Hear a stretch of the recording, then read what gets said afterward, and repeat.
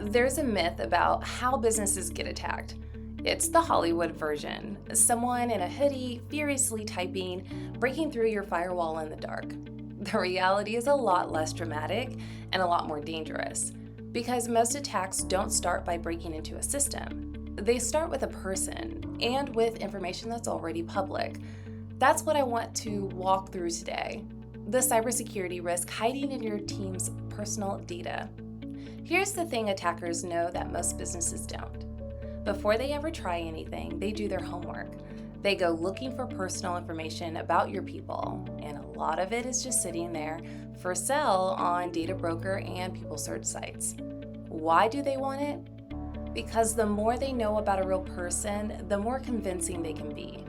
Think about the difference. A generic spam email. You delete it without even thinking. But an email that uses your name, references your manager, mentions a project you're actually working on, maybe even your hometown, you pause, you take it seriously, you click. That's the whole game. Personal information is what turns an obvious scam into a believable one. It's what makes phishing work. It's what makes impersonation work. It's what makes someone hand over a password or wire money to the wrong account. And your executives, they are the prime targets. Their decisions move money, their names carry weight, and their personal information is often the most exposed of anyone in the company. There's an entire category of attack built specifically around going after senior leaders through their personal data. Here's the part I really want you to sit with.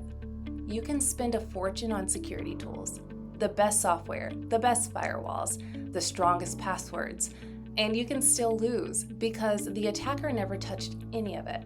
They went through a person instead. They used what was publicly available to trick a human being into opening the door for them. You can't patch a person the way you patch software. But, and this is the lever you actually have, you can reduce how much of that person is exposed in the first place. The less personal information is floating around about your people, the less an attacker has to work with. You're not making an attack impossible. You're making it harder, slower, and less convincing. You're shrinking the surface they can aim at. Let me make it concrete. An attacker wants to pull off a wire fraud, so they study your finance lead and your CFO. They find the CFO's personal email, their travel patterns, the names of their family. They wait until the CFO is clearly out of the office. Then they send your finance lead a request that sounds exactly like something the CFO would say, at exactly the moment the CFO can't be reached to confirm. Every piece of that was built from information someone could buy. Now imagine that same attacker hits a wall, because that personal information isn't there to find. The whole plan gets harder to even start. That's what reducing exposure does.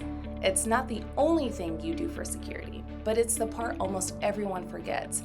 And it's the part attackers are counting on you to forget. So when you think about your cybersecurity, don't stop at the systems. Look at the people, because that's where the real attack begins. That's the gap we help businesses close. And it starts with seeing how exposed your team actually is.